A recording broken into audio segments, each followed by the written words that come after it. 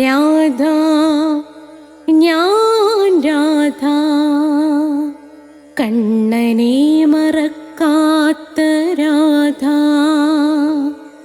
രാധ ഞാൻ രാധ കണ്ണനെ മറക്കാത്ത രാധ. വൃന്ദാവനം നീ മറന്നോ, മധുരയെ നീ മറന്നോ.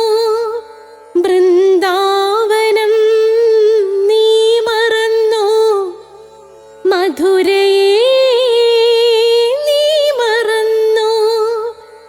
രാധയെ നീ മറന്നോ, കണ്ണാ പൈക്കളെ നീ മറന്നോ. രാധയെ നീ മറന്നോ, കണ്ണാ പൈക്കളെ നീ മറന്നോ. രാധ രാധ രാധ രാധ മറന്നിട്ടും മറക്കാത്ത രാധ.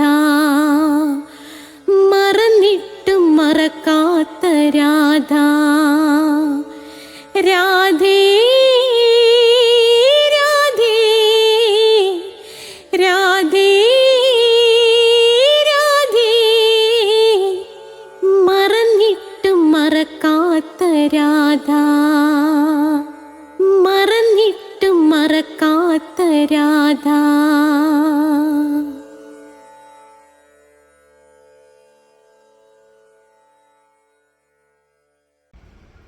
രാധേ രാധേ എന്ന ചാനലിലേക്ക് സ്വാഗതം. ഇന്ന് നമ്മൾ തികച്ചും വ്യത്യസ്തമായ ഒരു വിഷയമാണ് അവതരിപ്പിക്കാനായി പോകുന്നത്. ശരിക്കും പറഞ്ഞാൽ എൻ്റെ പല സബ്സ്ക്രൈബേഴ്സും എന്നെ വിളിച്ച് നിരന്തരം ആവശ്യപ്പെട്ടതിൻ്റെ പ്രകാരമാണ് ഞാൻ ഇങ്ങനൊരു വീഡിയോ ഇറക്കുന്നത്. ആക്ച്വലി എനിക്കിങ്ങനൊരു വീഡിയോ ഇറക്കാനൊന്നും എനിക്കൊരു താല്പര്യമില്ല. കാരണം ഇതൊന്നും എൻ്റെ മേഖലയല്ല. എൻ്റെ ഏക താല്പര്യം രാധാറാണിയുടെ കഥകൾ പറയുക, ഹിന്ദുക്കളുടെ ഇടയിൽ രാധാറാണി ആരാണെന്ന് മനസ്സിലാക്കിപ്പിക്കുക, പരമാവധി രാധാഭക്തരെ സൃഷ്ടിക്കുക. അതിനപ്പുറത്തേക്ക് മാറി എനിക്ക് യാതൊരു ഉദ്ദേശങ്ങളും ഇല്ല. എങ്കിലും സബ്സ്ക്രൈബേഴ്സ് പറയുമ്പോൾ ഓക്കെ, ഞാൻ അവരുടെ അടുത്ത് എൻ്റേതായ ഒരു അഭിപ്രായം പറയാം എന്ന് കരുതിയാണ് ഞാൻ ഈ വീഡിയോ ഇറക്കുന്നത്. നമുക്ക് ദൈവത്തെ ധ്യാനിച്ചുകൊണ്ട് തുടങ്ങാം. ഓം മഹാഗണപതയേ നമഃ. ഓം ശനൈശ്വരായ നമ. ഓം സരസ്വത്യേ നമ. ഓം സർവശക്തി ഐക്യരൂപ ശ്രീ മൂകാംബായേ നമോ നമ. ഓം നമ ശിവായ.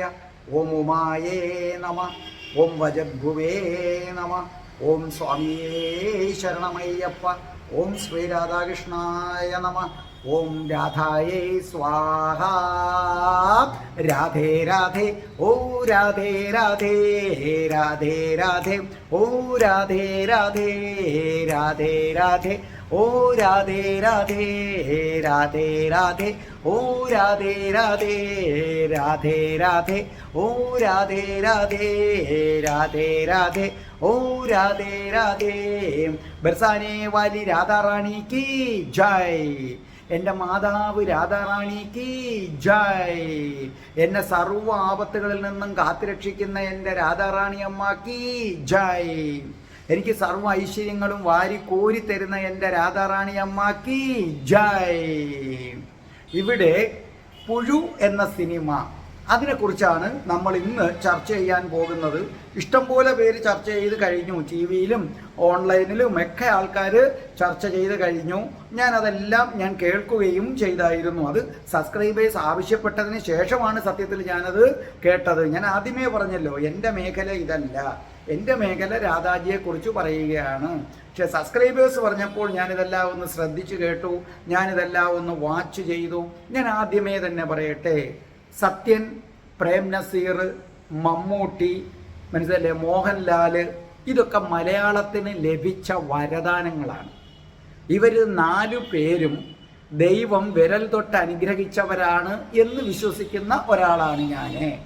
ഒരിക്കലും എന്താ പറയേണ്ടത്, മമ്മൂട്ടിയെയും മോഹൻലാലിനെയും സത്യനെയും പ്രേം നസീറിനെയും ഒന്നും ഒരു മനുഷ്യരും മതത്തിൻ്റെ കണ്ണുകൊണ്ട് കണ്ടു എന്ന് ഞാൻ പറയില്ല. പക്ഷെ ഇപ്പം ഞാൻ വളരെ ഖേദത്തോടു കൂടി പറയട്ടെ, കേരളം എന്നത് സ്വാമി വിവേകാനന്ദൻ പറഞ്ഞതുപോലെ ഒരു പ്രാന്താലയമായിട്ട് മാറുകയാണ്. സത്യം പറഞ്ഞാൽ ഇപ്പം എനിക്ക് തോന്നുന്നത് ഈ നോർത്ത് ഇന്ത്യയിലെയും തമിഴ്നാടിനെക്കാട്ടിയുമൊക്കെ കഷ്ടമായിട്ട് ജാതി ചിന്തകൾ കേരളത്തിൽ വേരൂന്നി തുടങ്ങി. ഇത് നിങ്ങൾ നോക്കേ, ആ രജനീകാന്ത് അല്ലെ, തമിഴ്നാട്ടിൽ രജനീകാന്ത് രാമക്ഷേത്രത്തിൻ്റെ പ്രാണപ്രതിഷ്ഠയ്ക്ക് പോയി. അവിടെ എന്തെങ്കിലും സൈബർ ആക്രമണങ്ങൾ ഉണ്ടായിരുന്നോ? ഒന്നുമില്ല. അമിതാഭ് ബച്ചൻ പോയി ഹിന്ദി നാട്ടിൽ നിന്ന്, സാക്ഷാൽ സച്ചിൻ ടെണ്ടുൽക്കർ പോയി. അവിടെ എങ്ങും മറ്റൊരു കണ്ണുകൊണ്ട് ആരും കണ്ടിട്ടില്ല.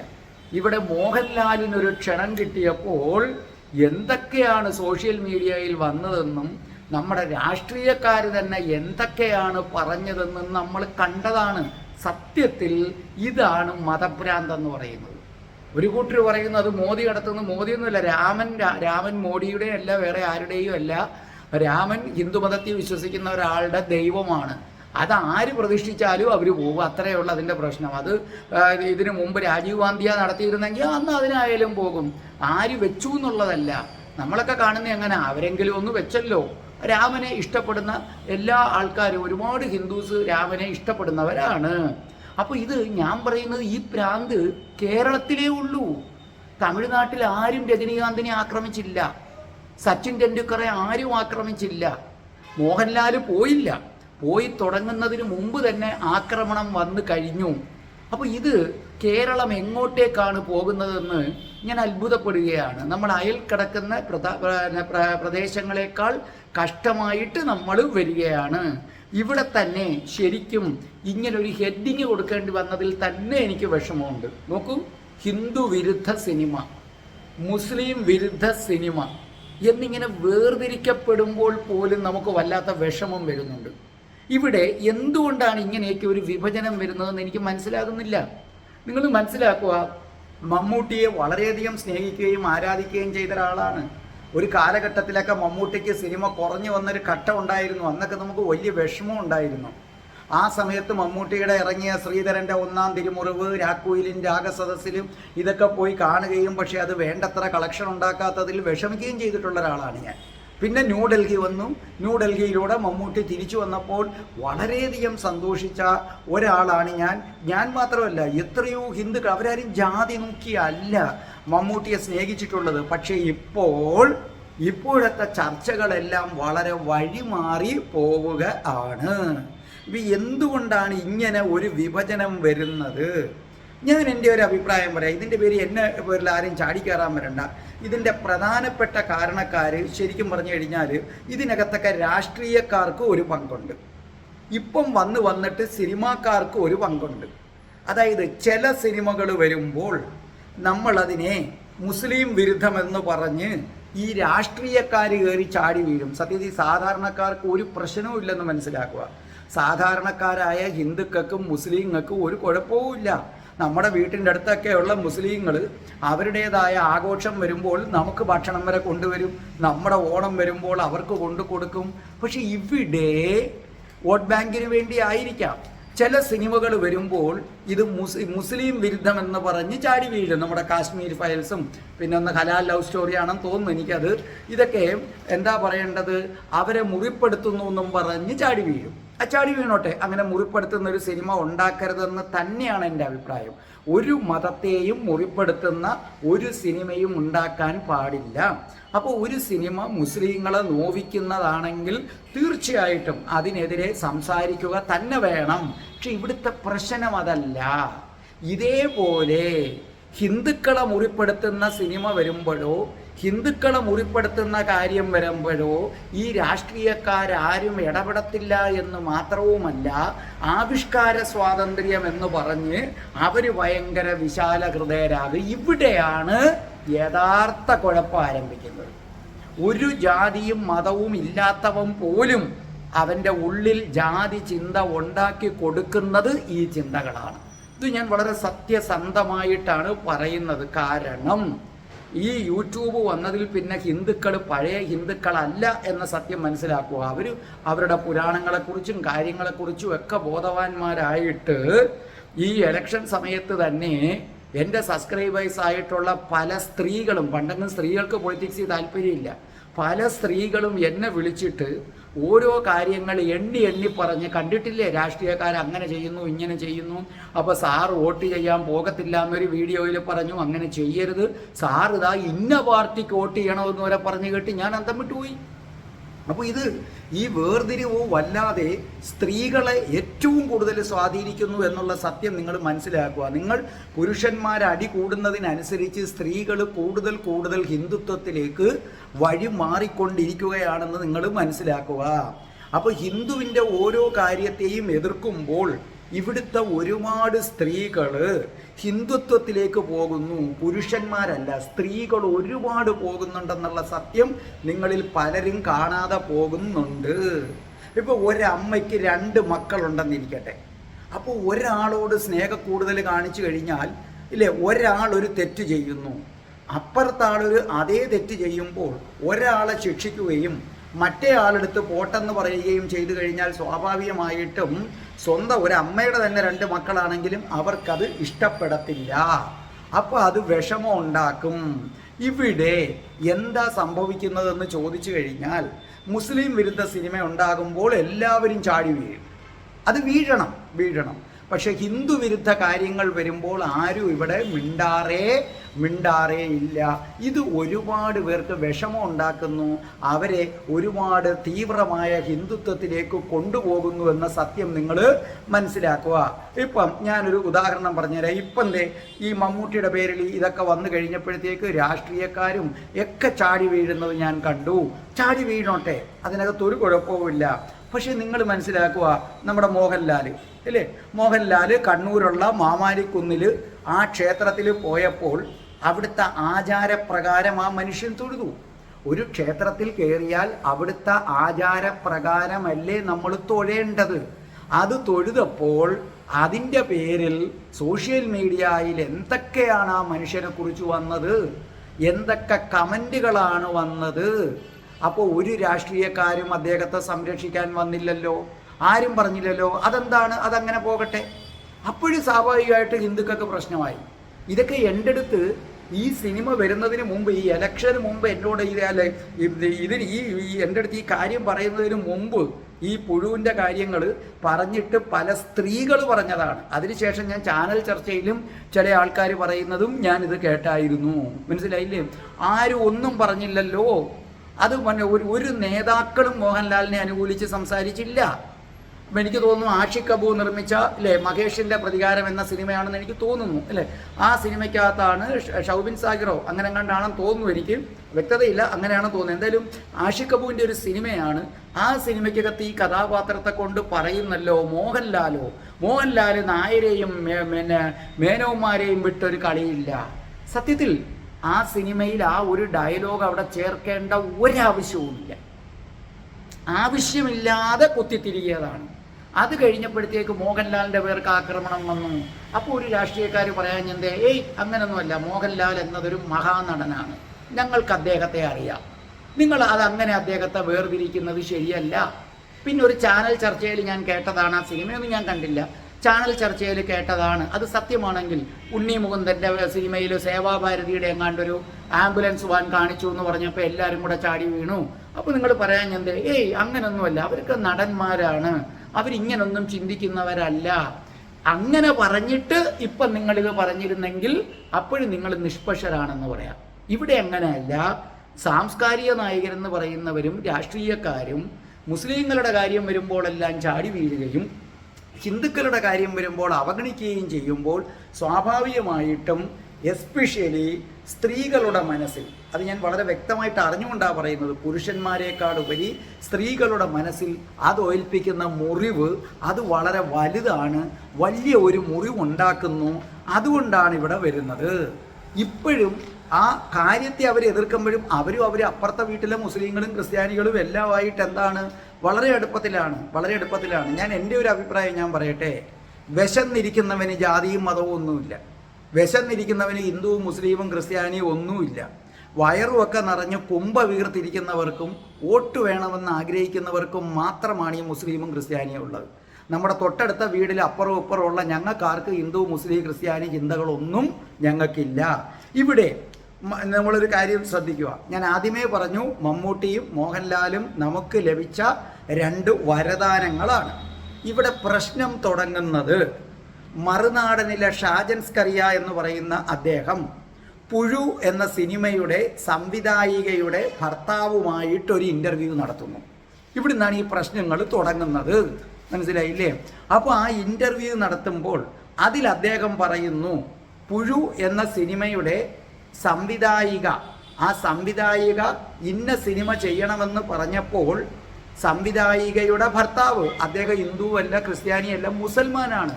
അദ്ദേഹം പറയുന്നു, നോക്കൂ, നീ ആദ്യമായി സംവിധാനം ചെയ്യുന്ന സിനിമയാണ്, എൻ്റെ ഭാര്യ ആദ്യമായിട്ട് സംവിധാനം ചെയ്യുന്ന ഒരു സിനിമ, ഇതിലെ തീം ഞാൻ വായിച്ചപ്പോൾ ഇത് ഹിന്ദുക്കളെ, സവർണ ഹിന്ദുക്കളെ ഇൻസൾട്ട് ചെയ്യുന്നതാണ്. അങ്ങനെ ഒരു തുടക്കം വേണ്ട, നമുക്കെല്ലാവരും ഒരുപോലെയാണ്, അതുകൊണ്ട് ഇത് ചെയ്യുന്നത് ശരിയല്ല എന്ന് പറഞ്ഞു. അദ്ദേഹം ഇതേ അഭിപ്രായം മമ്മൂട്ടിയോടും പറഞ്ഞു. അവിടെയാണ് നമ്മൾ ഞെട്ടിപ്പോകുന്നത്. മനസ്സിലായില്ലേ? അദ്ദേഹം ഇതേ അഭിപ്രായം മമ്മൂട്ടിയോടും പറഞ്ഞു. ഇങ്ങനൊരു സംഭവമാണ് എന്നാണ് ഇൻ്റർവ്യൂവിൽ പറയുന്നത്. സത്യാവസ്ഥ മമ്മൂട്ടി വാതുറന്നാൽ മാത്രമേ നമുക്കറിയാൻ പറ്റത്തുള്ളൂ. അപ്പോൾ മമ്മൂട്ടിയോടും പറഞ്ഞു, ഇത് ശരിയല്ല, ഇതൊരു സവർണ ഹിന്ദുക്കളെ ഇൻസൾട്ട് ചെയ്യുന്ന ഒരു കാര്യമാണെന്ന് പറഞ്ഞു. അപ്പോൾ എന്നിട്ട് ഈ പറഞ്ഞത് സത്യമാണെങ്കിൽ നമ്മളെ ഞെട്ടിക്കുന്ന ഒരു കാര്യമാണ്. കാരണം സിനിമയുടെ എല്ലാ വശങ്ങളെയും വളരെയധികം ശ്രദ്ധിക്കുന്ന ആളാണ് മമ്മൂട്ടി. നമുക്കത് അറിയാം. അതൊരു ചാനൽ ചർച്ചയിൽ ഞാൻ കേട്ടതാണ്. അവർ പറഞ്ഞതാണ് CBI ഡയറി കുറിപ്പ്. ഇല്ല, എനിക്ക് തോന്നുന്നു ശ്രീജിത്ത് സാറാണ് അത് പറഞ്ഞതെന്നാണ് എനിക്ക് തോന്നുന്നത്. പിന്നെ CBI ഡയറി കുറിപ്പിൽ അലി ഇമ്രാൻ എന്നാണ് ആദ്യമായിട്ട് ഈ സേതുരാമയ്യർക്ക് പകരം CBI ഡയറി കുറിപ്പിൽ മമ്മൂട്ടിക്ക് നിശ്ചയിച്ചിരുന്ന പേര്. അപ്പോൾ SN സ്വാമി ഒരു ഇൻ്റർവ്യൂവിൽ പറഞ്ഞത്രേ. അപ്പം മമ്മൂട്ടി തന്നെ പറഞ്ഞു, വേണ്ട, ഒരു മുസ്ലിം പേര് വേണ്ട, ഇത് ബ്രാഹ്മണനാക്കിയാൽ മതി. കാരണം മുസ്ലിം പേരിടുമ്പോൾ ഞാനൊരു മുസൽമാനായതുകൊണ്ടാണ് ഇതിട്ടതെന്ന് പറഞ്ഞു കളയും. അപ്പം അത്രമേൽ സിനിമയുടെ ഓരോ വശങ്ങളിലും ശ്രദ്ധിക്കുന്നതാണ്. ഞാനൊരു മുസൽമാനായതുകൊണ്ട് ഈ മുസ്ലിമിൻ്റെ പേരിട്ടാൽ അങ്ങനെ വരും എന്നുവരെ ചിന്തിക്കുന്ന ആളാണ് മമ്മൂട്ടി. അങ്ങനെയുള്ളൊരവസരത്തിൽ തൻ്റെ സിനിമ സംവിധാനം ചെയ്യാൻ പോകുന്ന ഒരു സംവിധായിക, ആ സംവിധായികയുടെ ഭർത്താവ് നേരിട്ട് പറയുന്നു, ഇത് സവർണ ഹിന്ദുക്കൾക്ക് ഇൻസൾട്ട് ചെയ്യുന്ന ഒരു സിനിമയാണെന്ന് പറയുമ്പോൾ സ്വാഭാവികമായിട്ടും അപ്പോഴേ മമ്മൂട്ടി പിന്മാറേണ്ടതല്ലേ? അതോ ഈ മനുഷ്യൻ കള്ളം പറയുന്നതാണോ? ഇത് നമുക്ക് സത്യം അറിയണമെങ്കിൽ മമ്മൂട്ടി വാ തുറന്നാലേ പറ്റൂ. പക്ഷെ അദ്ദേഹം ഒട്ടും വാ തുറക്കുന്നില്ല. അവിടെയാണ് ഇതിൻ്റെ ഒരു പ്രശ്നമെന്ന് പറയുന്നത്. മനസ്സിലായില്ലേ? അപ്പോൾ അത്രമേൽ കാര്യങ്ങളിൽ ശ്രദ്ധിക്കുന്ന ഒരാൾ ഇവിടെ എന്തുകൊണ്ട് ഇത് വ്യക്തമായിട്ട് നോക്കിയില്ല, ഇത് ഹിന്ദുക്കളെ വേദനിപ്പിക്കുമെന്ന് പറഞ്ഞിട്ടും ഈ സിനിമ ചെയ്യാൻ തയ്യാറായി എന്ന ഒരു ചോദ്യം നിഷ്പക്ഷരായ എല്ലാവരെയും അമ്പരപ്പിക്കുന്ന ഒന്നാണ്. പക്ഷെ അപ്പോഴും നമ്മൾ പറയും, മമ്മൂട്ടി എന്ന മനുഷ്യൻ അങ്ങനത്തെ ഒരു മനുഷ്യനല്ല, അദ്ദേഹം അങ്ങനെ ഹിന്ദു മുസൽമാൻ എന്നൊരു ഇതില്ല, അതിനകത്ത് എന്തോ ഉണ്ട്. പക്ഷെ അത് അദ്ദേഹം വാ തുറന്നാലല്ലേ പറയാൻ പറ്റൂ. അദ്ദേഹം ഇപ്പോൾ പത്രസമ്മേളനം വിളിക്കുമ്പോഴും അദ്ദേഹത്തിൻ്റെ ടീം പറയുന്നതെന്ന് പുഴു എന്ന സിനിമയെക്കുറിച്ച് ഒന്നും ചോദിക്കരുത്. ആ ചോദിക്കരുതെന്ന് പറയുമ്പോൾ തന്നെ നമ്മുടെ ഉള്ളിലൊരിതുണ്ട്, ഇത് എന്തെങ്കിലും കള്ളത്തരം വന്നോ? കാരണം അല്ലെങ്കിൽ അപ്പോഴേ നമ്മൾ സത്യം വെളിപ്പെടുത്തണ്ടേ. അപ്പം മമ്മൂട്ടി ഒരു നല്ല മനുഷ്യനാണ്, പക്ഷേ എവിടെയോ ഒരു ശ്രദ്ധക്കുറവ് പറ്റിയിരിക്കുന്നു എന്നാണ് എനിക്ക് തോന്നുന്നത്. അല്ലാതെ മമ്മൂട്ടി ഒരിക്കലും മതഭ്രാന്തോ അങ്ങനെയൊന്നും ഉള്ളൊരു മനുഷ്യനല്ല. വളരെ നല്ല മനുഷ്യനാണ്, നമ്മളിപ്പോഴും സ്നേഹിക്കുന്ന ഒരു മനുഷ്യനാണ്. പക്ഷേ ഏതോ ഒരു ശ്രദ്ധക്കുറവ്, അദ്ദേഹത്തിനത് വരാൻ പാടില്ലായിരുന്നു. കാരണം അദ്ദേഹം നല്ലൊരു നടനാണ്, അല്ലേ? ഒരു ജീവിതത്തിൻ്റെ ഒരു പ്രത്യേക ഘട്ടത്തിലെത്തി നിൽക്കുന്നതാണ്. ഈ സമയത്ത് അദ്ദേഹം വളരെ സെലക്റ്റീവ് ആകേണ്ടതാണ്. ഇതെല്ലാം ചെയ്യേണ്ട, രജനീകാന്തൊക്കെ അങ്ങനല്ലേ, വർഷത്തിൽ 1-2 സിനിമകൾ. അപ്പോൾ അദ്ദേഹം സെലക്ട് ചെയ്യേണ്ട ഒരു കാര്യമാണ്. പക്ഷേ ഈയിടെ അദ്ദേഹത്തിൻ്റെ ചില ചിത്രങ്ങൾ അത് ഹിന്ദുക്കൾക്ക് വല്ലാത്ത അസ്വസ്ഥത ഉണ്ടാക്കുന്നു. ഇപ്പോൾ ഭീഷ്മപർവം അല്ലേ, അത് കണ്ടപ്പോൾ അന്ന് എൻ്റെ അടുത്ത് കുറച്ച് എൻ്റെ ഫ്രണ്ട്സ് എന്നോട് പറഞ്ഞു. പക്ഷേ ഞാനത് കാര്യമാക്കിയില്ല. ഇപ്പോൾ ഈ പ്രശ്നം വന്നു കഴിഞ്ഞപ്പോൾ ഞാൻ ഇതിൻ്റെ ചാനൽ ചർച്ചകൾ കേട്ടപ്പോൾ ആ ചാനൽ ചർച്ചകളിലും ഇത് ഞാൻ പറയുന്നത് കേട്ടതാണ്. ഇപ്പോൾ ഭീഷ്മപർവം എന്ന സിനിമയിൽ കറുപ്പുടുത്ത, മനസ്സിലായില്ലേ, 2 വൃദ്ധ ദമ്പതികൾ അവരെ വില്ലനൈസ് ചെയ്യുകയാണ്. അത് ഈ പറയണക്ക് അത് കഥയുമായിട്ട് എന്തെങ്കിലും ബന്ധമുണ്ടെങ്കിലൊക്കെ നമുക്ക് അങ്ങനെ ചെയ്യാം. ഒരു ആവശ്യമില്ലാതെ ഒരു കൂട്ടിച്ചേർക്കലാണ്, ആവശ്യമില്ലാത്ത ഒരു കൂട്ടിച്ചേർക്കലാണ് ഈ ഭീഷ്മപർവം സിനിമയ്ക്കകത്ത് വന്നത്. അവിടെ അതിൻ്റെ ആവശ്യമില്ല. ഇനി നമ്മൾ പുഴു എന്ന സിനിമ, പുഴു എന്ന സിനിമയെ സംബന്ധിച്ചിടത്തോളം സത്യത്തിൽ അവർ പറയുന്നത് ഒരു സവർണ ജാതിക്കാരൻ, മനസ്സിലായില്ലേ, താഴ്ന്ന തൻ്റെ സഹോദരി താഴ്ന്ന ജാതിക്കാരനെ കെട്ടുമ്പോൾ ഉണ്ടാകുന്ന ചില കാര്യങ്ങളാണ് അതിനകത്ത് പറയുന്നത്. ഞാനത് OTT പ്ലാറ്റ്ഫോമിൽ കണ്ടതാണ്, കുറേ നാളായി, കുറേ മറന്നുപോയി. സത്യം പറഞ്ഞാൽ തന്നെ അതിനകത്തൊരു കാര്യം പറയുന്നുണ്ട്, ബ്രാഹ്മണർക്ക് മാത്രമായിട്ടൊരു ഫ്ലാറ്റാണ്. ഇതൊക്കെ മമ്മൂട്ടി ശ്രദ്ധിക്കേണ്ട ഒരു കാര്യമല്ലേ? എവിടെയാണ് കേരളത്തിൽ ബ്രാഹ്മണർക്ക് മാത്രമായിട്ടൊരു ഫ്ലാറ്റ്? ഇതില്ല. ഇതെൻ്റെ സുഹൃത്തുക്കൾ ആ സിനിമ കണ്ട സമയത്ത് എന്നോട് പറഞ്ഞിട്ടുണ്ട്, പക്ഷെ അത് ഞാൻ കാര്യമാക്കിയില്ല. പക്ഷെ ഒരു ചാനൽ ചർച്ചയിൽ അദ്ദേഹം പറയുന്നത് ഞാൻ കേട്ടു. അപ്പം ഞാൻ മനസ്സിലായി ഇത് ഒരുപാട് പേര് അങ്ങനെ ഒരു ഫ്ലാറ്റ് കേരളത്തിൽ എവിടെയും ഇല്ല. അല്ലെങ്കിൽ പോലും ഒരു കാര്യം മനസ്സിലാക്കുക, ആ പുഴു എന്ന സിനിമയുടെ തീമിന് സത്യത്തിൽ കേരളത്തിൽ ഒരു പ്രസക്തിയില്ല. അത്തരം കാര്യങ്ങളൊക്കെ എവിടെ നടക്കാറുണ്ട്? നോർത്ത് ഇന്ത്യയിൽ നടക്കാറുണ്ട്, തമിഴ്നാട്ടിൽ നടക്കാറുണ്ട്, അത്രയും കാര്യങ്ങളൊക്കെ, മനസ്സിലായില്ലേ? പക്ഷേ കേരളത്തിൽ എല്ലാവരും വളരെ മതസൗഹാർദ്ദത്തിൽ കഴിഞ്ഞു പോകുന്ന ഒരു കാര്യമാണ്. അങ്ങനെ മതസൗഹാർദ്ദത്തിൽ കഴിഞ്ഞു പോകുന്ന കേരളത്തിൽ എന്തിനാണ് ഇങ്ങനൊരു സിനിമ തന്നെ എടുത്തത്? ആ സിനിമയ്ക്ക് യാതൊരു വിധത്തിലുള്ള പ്രസക്തിയും ഇതിനകത്ത് ഇല്ല. ഇതിനകത്ത് നമ്മുടെ ഒരു പ്രശ്നമെന്ന് പറഞ്ഞാൽ, ഒന്ന്, കേരളത്തിൽ ഇത്തരം സംഭവങ്ങളില്ല. നമ്മൾ പിന്നെ റയറായിട്ടൊക്കെ സംഭവിക്കാറുണ്ട് എന്നത് ഒരു കാര്യം. രണ്ടാമത്തെ കാര്യം എന്ന് പറയുന്നത്, ഈ സിനിമയുടെ സംവിധായികയുടെ ഭർത്താവ് തന്നെ പറയുന്നു ഇത് കുഴപ്പം ചെയ്യുമെന്ന്. എന്നിട്ടും മമ്മൂട്ടി റിസ്ക് എടുത്ത് ഇത് എടുക്കുകയാണ്. അവിടെ വേറൊരു കാര്യവും കൂടെ നമ്മളെ അമ്പരപ്പിക്കുന്നു. ഇതിൽ മമ്മൂട്ടി ചെയ്യുന്നത് നെഗറ്റീവ് ക്യാരക്ടറാണ്. ഒരിക്കലും ഒരു നെഗറ്റീവ് ക്യാരക്ടർ ഇങ്ങനെ കത്തി നിൽക്കുന്ന ഒരാൾ ചെയ്യില്ല. മോഹൻലാൽ ചെയ്യുമെന്ന് വെച്ചാൽ എനിക്ക് അറിയില്ല, ഇനി അത് അദ്ദേഹത്തിനെ അറിയാൻ പറ്റത്തുള്ളൂ.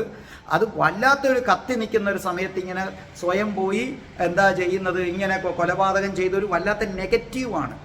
അല്ലാതെ പോസിറ്റീവ് ആര് കണ്ടാലും ആ സിനിമ കണ്ടാൽ മമ്മൂട്ടിയെ വെറുക്കുന്ന ഒരു കഥാപാത്രമാണ്, വെറുക്കുന്ന ഒരു കഥാപാത്രമായിട്ടാണ് അതിനകത്ത് മമ്മൂട്ടി. അപ്പോൾ എന്തിനാണ് മമ്മൂട്ടി അത്രയും റിസ്ക് എടുത്തത്? അല്ലെങ്കിൽ പിന്നെ അത്രയ്ക്ക് ഭയങ്കര അഭിനയ സാധ്യത വേണം. അങ്ങനെ വലിയ അഭിനയ സാധ്യതയൊന്നുമില്ല. ഇതിനേക്കാൾ വലിയ അഭിനയ സാധ്യതയുള്ള ചിത്രങ്ങൾ മമ്മൂട്ടി ചെയ്തിട്ടുണ്ടല്ലോ. അമരം സിനിമയൊക്കെ കണ്ടിട്ടില്ലേ? അമരം സിനിമയിലെ മമ്മൂട്ടിയുടെ അഭിനയമൊക്കെ വെച്ച് നോക്കുകയാണെങ്കിൽ അതിൻ്റെ ഒന്നും 7 അയലത്ത് പോലും ഈ സിനിമയില്ല. അപ്പോൾ മമ്മൂട്ടി ഇത്രയും റിസ്ക് എടുത്ത് ഈ പുഴു ചെയ്തത് എന്തിനാണ്? ആ കഥാപാത്രത്തിൽ എടുത്തതിനേക്കാൾ ഒരുപാട് അഭിനയ സാധ്യതയുള്ളതൊക്കെ അദ്ദേഹം ചെയ്തു കഴിഞ്ഞു. ഇനി അദ്ദേഹത്തിന് ഇത്തരം ഒരു കഥാപാത്രം ചെയ്യേണ്ട. എന്നിട്ടും ഒരു നെഗറ്റീവ് കഥാപാത്രമാണ്, ഒരു നെഗറ്റീവ്. നമുക്ക് മമ്മൂട്ടി എന്ന് പറഞ്ഞു കഴിഞ്ഞാൽ നായകനാണ്, ധീരോദാത്ത നായകനാണ്.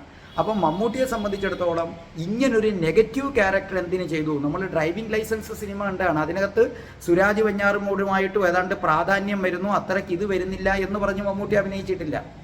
അപ്പം അത്രയ്ക്ക് വരെ കൊടുക്കുന്നു. പക്ഷേ ഇതിനകത്ത് അദ്ദേഹത്തിൻ്റെ സഹോദരിയുടെ ഭർത്താവ് എന്ന് പറയുന്ന കഥാപാത്രം ഏതാണ്ട് മമ്മൂട്ടിക്ക് പോലും തന്നെ നല്ല പ്രാധാന്യത്തിൽ പോകുന്ന ഒരു കഥാപാത്രമാണ്. അപ്പോൾ ഈ ഒരിക്കൽ പോലും നെഗറ്റീവ് കഥാപാത്രം അഭിനയിക്കാത്ത മമ്മൂട്ടി ഇതിനകത്തൊരു നെഗറ്റീവ് കഥാപാത്രത്തെ അഭിനയിച്ചിരിക്കുന്നു.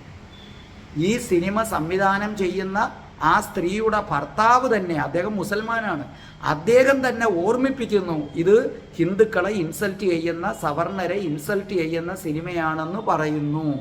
എന്നിട്ടും മമ്മൂട്ടി അതെന്ത് ചെയ്തിരിക്കുന്നു? ആ സിനിമയിൽ അഭിനയിച്ചിരിക്കുന്നു. അപ്പോൾ ഇത് എന്തുകൊണ്ടാണെന്നൊരു ചോദ്യം ഹിന്ദുക്കളെ വല്ലാതെ എന്ത് ചെയ്യുന്നുണ്ട്, പിന്നെ വിഷമിപ്പിക്കുന്ന ഒരു ചോദ്യമാണ് ഇതിനകത്ത് ഹിന്ദുക്കൾക്ക് ഉള്ളത്. മനസ്സിലായില്ലേ?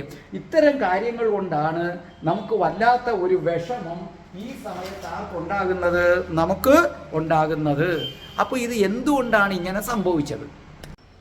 അപ്പോൾ ഇത്തരം കാര്യങ്ങളൊക്കെ സാധാരണക്കാരുടെ ഇടയിൽ ഒരു വലിയ ചർച്ചയായിരിക്കുകയാണ്. പക്ഷെ ഇപ്പോഴും ഞാൻ പറയാം, മമ്മൂട്ടി എന്ന മനുഷ്യൻ ഇങ്ങനെ ചെയ്യുമോ? പക്ഷേ ഈ സംശയങ്ങൾക്കുള്ള ഉത്തരം, അപ്പോൾ ഈ സ്ത്രീയുടെ ഭർത്താവ് പറഞ്ഞത് വല്ലതും കള്ളത്തരമാണോ? നമുക്കറിയില്ല. അത് ശരിക്കും പറഞ്ഞാൽ മമ്മൂട്ടിക്ക് വ്യക്തമാക്കേണ്ട ഒരു ബാധ്യതയുണ്ട്. മമ്മൂട്ടി എത്ര കണ്ട് മൗനത്തിൽ പോകുന്നു, അത്ര കണ്ട് അദ്ദേഹത്തിൻ്റെ മൗനം ഇവിടെ മറ്റുള്ളവർ ദുർവ്യാഖ്യാനം ചെയ്തുകൊണ്ടേയിരിക്കും.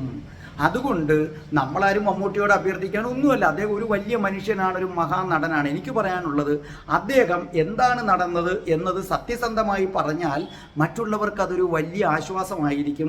ഇപ്പോഴും ഞാൻ വിശ്വസിക്കുന്നു മമ്മൂട്ടി ഒരു വലിയ മനുഷ്യനാണ്, ഒരു നല്ല നടനാണ്. അദ്ദേഹത്തിൽ നിന്ന് ഇങ്ങനെ ഒരു തെറ്റുകൾ ഒരിക്കലും പറ്റില്ല. പക്ഷേ എവിടെയോ ഒരു സൂക്ഷ്മത ഉണ്ടായതാണെങ്കിൽ അദ്ദേഹം ഇത് പറഞ്ഞാൽ മതി. പക്ഷേ ഞാൻ ഈ ചോദിച്ച ചോദ്യങ്ങളൊക്കെ എല്ലാവരുടെയും മനസ്സിൽ ഉണ്ട്. ഇവിടെ എല്ലാ സെലിബ്രിറ്റീസും ഓർക്കേണ്ട ഒരു കാര്യമുണ്ട്. നിങ്ങൾ പത്രക്കാരെയോ ചാനലുകാരെയോ മാത്രം സോപ്പിട്ടിട്ട് ഒരു കാര്യവുമില്ല. ഇപ്പോൾ പത്രക്കാരും ചാനലുകാരും ഒന്നും മമ്മൂട്ടിയുടെ ഈ സംഭവം ഇടത്തില്ല. കാരണം അവർക്ക് ഇവരെയൊക്കെ കൊണ്ട് ആവശ്യമുള്ളത് കൊണ്ട് അവരിടത്തില്ല. പക്ഷേ ഇന്ന് പത്രത്തെക്കാട്ടിയും ചാനലിനെക്കാട്ടിയും അതീവ ശക്തമായ ഒരു മീഡിയ ഉണ്ട്. അതാണ് ഓൺലൈൻ എന്ന് പറയുന്നത്. ആ ഓൺലൈൻ മീഡിയ ഭയങ്കരമായ ശക്തിയാണ്. സോഷ്യൽ മീഡിയ ഇന്ന് അപാരമാണ്. ഇതൊക്കെ കണ്ടില്ലേ, പത്രക്കാരും എല്ലാം മൂടി വെച്ചിട്ടും ഈ സ്ത്രീയുടെ ഭർത്താവ് പത്രക്കാരെ എല്ലാം സമീപിച്ചു എന്നാണ് പറഞ്ഞത്. അവരെ എല്ലാം മൂടി വെച്ചിട്ടും ഒരു ഓൺലൈനിൽ ഒരു മറുനാടൻ ഇതെടുത്തിട്ടപ്പോൾ അത് വൈറലായി. അപ്പം നമ്മൾ പത്രക്കാരെ മാത്രം സോപ്പിട്ടിട്ടോ ചാനലുകാരെ സോപ്പിട്ടിട്ടോ കാര്യമില്ല. ഒരു ഓൺലൈൻകാരൻ ഇട്ട വാർത്ത അതീവ വൈറലാവുകയും എന്ന് മാത്രവുമല്ല, ചാനലുകാർക്ക് ആദ്യം ഇത് ഇടാൻ വിസമ്മതിച്ചവരുണ്ടെങ്കിൽ ആ ചാനലുകാർക്ക് പോലും ഇതിനെക്കുറിച്ച് ചർച്ച നടത്തേണ്ടി വരികയും ചെയ്യുന്നു. അപ്പം അതിൽ നിന്ന് സെലിബ്രിറ്റീസ് ദയവ് ചെയ്ത് ശ്രദ്ധിക്കുക. ഓൺലൈൻ മീഡിയ വളരെ ശ്രദ്ധയോടുകൂടിയാണ് ഇരിക്കുന്നത്. പത്രക്കാരും അതേ കണക്ക് ചാനലുകാരും പക്ഷാഭേദം കാണിച്ചാൽ രക്ഷയില്ല. അവരുടനെ ഓൺലൈനുകാരെ സമീപിക്കും. പത്രത്തിലൂടെയും ചാനലിലൂടെയും എത്തുന്നതിനേക്കാൾ കൂടുതൽ വേഗത്തിൽ ഒരുപക്ഷെ എവിടെ എത്തിയെന്നിരിക്കും ഇത് മറ്റുള്ളവരെടുത്ത് ഓൺലൈനിലൂടെ എത്തും. അവർക്ക് എപ്പോഴും ആവശ്യമുള്ളപ്പോഴൊക്കെ ഇത് സേവ് ചെയ്തിട്ട് കേൾക്കാനും പറ്റും. അതുകൊണ്ട് എനിക്ക് ഇത്രേ പറയാനുള്ളൂ. മമ്മൂട്ടി അങ്ങൊരു മഹാമനുഷ്യനാണ്, ഒരു നല്ല മനുഷ്യനാണ്. അങ്ങയുടെ മനസ്സിൽ ഒരിക്കലും ജാതി ചിന്ത ഉണ്ട് എന്ന് ഞാൻ ഇപ്പോഴും വിശ്വസിക്കുന്നില്ല. എന്തോ ഇതിനകത്തൊന്ന് നടന്നിട്ടുണ്ട്. അത് അങ്ങ് വ്യക്തമാക്കാതെ അറിയില്ല. അങ്ങ് വ്യക്തമാക്കാത്തിടത്തോളം കാലം ഒരുപാട് പേരുടെ മനസ്സിൽ അങ്ങ് സംശയത്തിൻ്റെ മുൾമുനയിൽ തന്നെയാണ്. അത് നമ്മൾ നിഷേധിച്ചിട്ട് കാര്യമില്ല. അദ്ദേഹം ഇത് വ്യക്തമാക്കിയില്ലെങ്കിൽ ഈ സംശയങ്ങളൊക്കെ എല്ലാവരുടെയും മനസ്സിൽ കിടക്കും. ഇപ്പം എന്നെ വിളിച്ച് വീഡിയോ ചെയ്യണമെന്ന് ആവശ്യപ്പെട്ടത് പോലും സ്ത്രീകളാണ് ഏറ്റവും കൂടുതൽ. അപ്പോൾ എനിക്ക് തോന്നിയിട്ടുള്ളത് ഇന്ന് ഓൺലൈൻ പുരുഷന്മാരെക്കാൾ കൂടുതൽ ഇൻട്രസ്റ്റിൽ കാണുന്നത് സ്ത്രീകളാണ്. പിന്നെ ഈ സിനിമ നിർമ്മിക്കുന്നവരോട് എനിക്കൊരു അഭ്യർത്ഥനയുണ്ട്. അത് മമ്മൂക്കയോട് എനിക്കുള്ള അഭ്യർത്ഥനയാണ്. നിങ്ങൾ ദയവ് ചെയ്ത് ഈ ബ്രാഹ്മണരെ വെറുതെ വിടുക. എന്തിനാണ് നിങ്ങൾ ഈ ബ്രാഹ്മണരെ ഇങ്ങനെ നിൽക്കുന്നത്? അവർ പാവങ്ങളാണ്. അപ്പോൾ ഏതോ ഒരു കാലഘട്ടത്തിൽ ബ്രാഹ്മണ്യത്തിൽ തൊട്ടുകൂടായ്മ തീണ്ടിക്കൂടായ്മ അങ്ങനെ എന്തൊക്കെയോ ഉണ്ടായിരുന്നു. അത് എന്നേ പോയി മറഞ്ഞു. അതിൻ്റെ പേരിൽ ഇന്നും ബ്രാഹ്മണരെ വേട്ടയാടുന്നത് നിങ്ങൾ നിർത്തുക. അവർ സാധുക്കളാണ്. അവരൊരു ഒറ്റമുണ്ടുമെടുത്ത് വെളുപ്പാൻ രാവിലെ 4 മണിയാകുമ്പം തണുത്ത വെള്ളത്തിൽ മുങ്ങിക്കുളിച്ച് ഒരു അമ്പലത്തിൽ കയറിയാൽ അവിടുന്ന് അവരെത്ര മണിക്കാണ് ഇറങ്ങുന്നതെന്നറിയാമോ? ജീവിതത്തിൻ്റെ ഒരാനന്ദവും അവരനുഭവിക്കുന്നില്ല. നിങ്ങൾ ടി വിയിലിരുന്ന് ക്രിക്കറ്റും ഫുട്ബോളും ഒക്കെ എൻജോയ് ചെയ്ത് ലോകകപ്പ് വരെ കാണുന്ന അവസരത്തിൽ അവരാ സമയത്തും ഭഗവാന്റെ മുമ്പിലാണ്. ഒരു ഷർട്ട് പോലും അവരിടത്തില്ല. ഭഗവാന് വേണ്ടി സമർപ്പിച്ച ഒരു ജീവിതമാണ് അവർക്കുള്ളത്. അവരെന്തിനാ വേട്ടയാടുന്നത്? ഈ പുഴു എന്ന സിനിമയിൽ എന്തിനാണ് ഇങ്ങനൊരു തീം എടുത്തത്? കാരണം നിങ്ങൾ ആരെങ്കിലും കേട്ടിട്ടുണ്ടോ ഒരു ബ്രാഹ്മണൻ ആരെങ്കിലും കൊന്നയായിട്ട് ഇവിടെ ആർക്കെങ്കിലും പറയാമോ? ഇല്ല. ഇനി വല്ല ക്രൈം ലിസ്റ്റൊക്കെ എടുത്തു കഴിഞ്ഞാൽ ചിലപ്പോൾ എവിടെയെങ്കിലും കാണുമായിരിക്കും. അങ്ങനെ ജാതി തിരിച്ച് ക്രൈം ലിസ്റ്റ് എടുത്താൽ ബ്രാഹ്മണനേക്കാൾ കൂടുതൽ കൊല്ലുന്നത് ബാക്കിയുള്ളവരാണ്. ഒരു ബ്രാഹ്മണൻ അതിൻ്റെ മനസ്സില്ല. അവൻ ഒരിക്കലും അത് ചെയ്യില്ല. അപ്പോൾ അവർ നിഷ്കളങ്കരാണ്. അപ്പോൾ ഇനിയെങ്കിലും സിനിമ എടുക്കുന്നവരെ നിങ്ങൾ ബ്രാഹ്മണരെ വെറുതെ വിടുക. ഒരു ബ്രാഹ്മണനെ കുറിച്ച് പറഞ്ഞു കഴിഞ്ഞാൽ പിന്നെ അവനെ ഉടനെ BJP-കാരനോ അല്ലെങ്കിൽ എന്തൊക്കെയോ കുറേ പേരുകൾ പറയുന്നേക്കാം. അവരൊക്കെ ആറ്റുമാക്കുക. ഞങ്ങൾക്ക് അതായത് ഏത് സമുദായത്തിൽപ്പെട്ട ഹിന്ദുക്കളും വളരെയധികം ബഹുമാനിക്കുന്നവരാണ് ബ്രാഹ്മണർ. ഹിന്ദു സമുദായം ഈഴവരാകട്ടെ, നായരാകട്ടെ, കുറവരാകട്ടെ, പുലയരാകട്ടെ, അവരെല്ലാം അങ്ങേയറ്റം ഹൃദയത്തിൽ തട്ടി സ്നേഹിക്കുന്നവരാണ് ഈ നമ്പൂതിരിമാരെന്ന് പറയുന്നത്. അമ്പലത്തിൽ ചെന്ന് കഴിഞ്ഞാൽ നമ്മളൊക്കെ ആ തിരുമേനിമാരൊക്കെ ഞങ്ങളെ ആരെയും ഒരു വ്യത്യാസവും ഇല്ലാതെ കാണുന്നവരാണ് തിരുമേനിമാർ. തൻ്റെ മുമ്പിൽ വന്ന് നിൽക്കുന്നത് ഈഴവനാണോ, നായരാണോ, കുറവരാണോ, പുലയരാണോ എന്നൊന്നും ആ മനുഷ്യർ നോക്കാറില്ല. അവരൊരിക്കലും നോക്കാറില്ല. അവർ നല്ല മനുഷ്യരാണ്. അപ്പോൾ അതുകൊണ്ട് ദയവ് ചെയ്ത് എന്ത് ചെയ്യുക? ബ്രാഹ്മണരെ നിങ്ങൾ വെറുതെ വിട്ടേക്കുക. ഇനി തൊട്ട് എനിക്ക് പറയാനുള്ളത് മമ്മൂക്കയോട് മാത്രമല്ല, എല്ലാ സെലിബ്രിറ്റീസിനോടും നിങ്ങൾ വിഷയമെടുക്കുമ്പോൾ സൂക്ഷ്മതയോടെ എടുക്കുക. ഒരു മതത്തെയും വേദനിപ്പിക്കുന്ന ഒന്നും എടുക്കരുത്. മുസ്ലിം മതത്തെയും ക്രിസ്തു മതത്തെയും ഹിന്ദു മതത്തെയും മതത്തെ ഒന്നും നിങ്ങൾ വേദനിപ്പിക്കാതെ മതത്തെ തൊട്ടുള്ള കളി അങ്ങ് വിട്ടേരെ, അത് കുഴപ്പം ചെയ്യും. ഇപ്പോഴും ഞാൻ പറയുന്നു, മമ്മൂക്കായ്ക്ക് എവിടെയോ ഒരു സൂക്ഷ്മത കുറവുണ്ടായതാണ് എന്ന് വിശ്വസിക്കാനാണ് എനിക്ക് മാത്രമല്ല മമ്മൂക്കയെ സ്നേഹിക്കുന്ന എല്ലാവർക്കും ഇഷ്ടം. ഇപ്പോഴും മമ്മൂക്ക വാ തുറന്നില്ലെങ്കിലും ഞങ്ങൾ ഹിന്ദുക്കളും ക്രിസ്ത്യാനികളും എല്ലാം മമ്മൂക്കയെ സ്നേഹിക്കും. ഞങ്ങൾക്കാർക്കും മമ്മൂക്ക ഇസ്ലാമല്ല, ഞങ്ങൾക്കെല്ലാം മമ്മൂക്ക ദൈവം വിരൽ തൊട്ട് അനുഗ്രഹിച്ച ഒരു വലിയ മനുഷ്യനാണ്. പക്ഷേ ഞങ്ങൾക്കൊരാഗ്രഹമുണ്ട്, അങ്ങ് വാ തുറന്ന് ഇതിനെക്കുറിച്ചൊരു മറുപടി പറയണമെന്ന്. ഇത്ര മാത്രമേ ഞാനിവിടെ ചെയ്യുന്നുള്ളൂ. ഇതെൻ്റെ സബ്സ്ക്രൈബേഴ്സിന് വേണ്ടി ചെയ്യുന്നു. രാധേ രാധേ, ഓ രാധേ രാധേ, രാധേ രാധേ, ഓ രാധേ രാധേ. ഓം ശ്രീം ഹ്രീം ക്ലീം ഐം രാം രാസേശ്വരി രാധികായേ സ്വാഹ.